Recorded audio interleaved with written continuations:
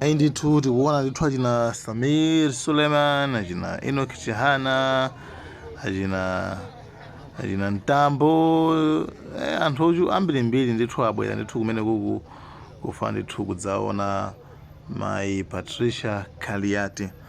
Anyway, ababa sitikuona poto Manganya, Michael Usi. Nanga pali Manganya apa. Anyway, muli mosemo mene zilimo. Mabenkhani yaikulu pano tikambe ndithu ndi ya Michael Usi imweyo.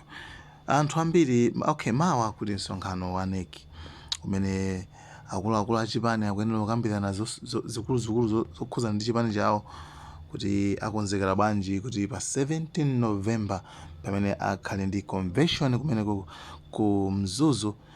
Iwowa msonkhano anthu anaganizira fa uchitika mawa.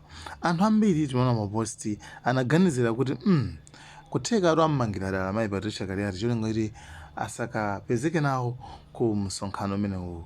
It's like sakakhulane ndi Michael Usi. Kumano apatu news imene yangobwera mwakumene ndiyonena kuti Michael Usi aja ayankhulapo ndipo nkhani ili motere. Michael Usi alepheretsa zochitika zimene msonkhano wa NEC umene ungachitika mawa awalepheretsa akuti msonkhano ndi waukulu ndi akufuna kuti wina aliyense apezekepo. Anyway, sitikudziwa kuti apa pali ndale za bwanji, ndale zizapa pazayendapo bwanji, chifukwa tikudziwa kale kuti Michael Usi ndithu anadandaulaponso pakanthawi kena kake kuti yayi anthu sakuwalemekeza komanso sawatenga ngati kuti iwowa ndi mtsogoleri wa chipani cha UTM. Ndiyeno kuteka okay, on the opinion kuteka kuti Michael Usi kuteka ndithu ababa akufuna ndithu awaonetse kuti who is the boss here.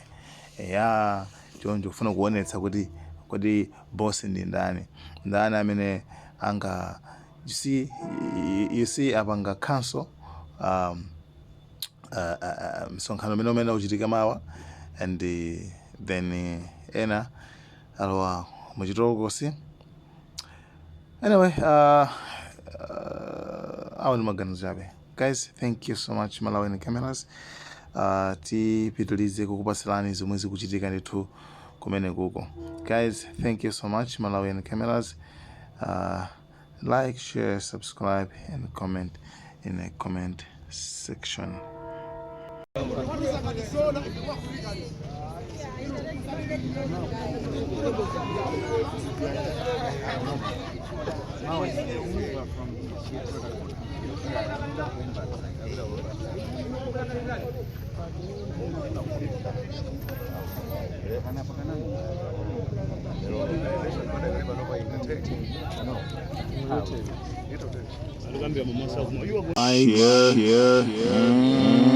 Subscribe.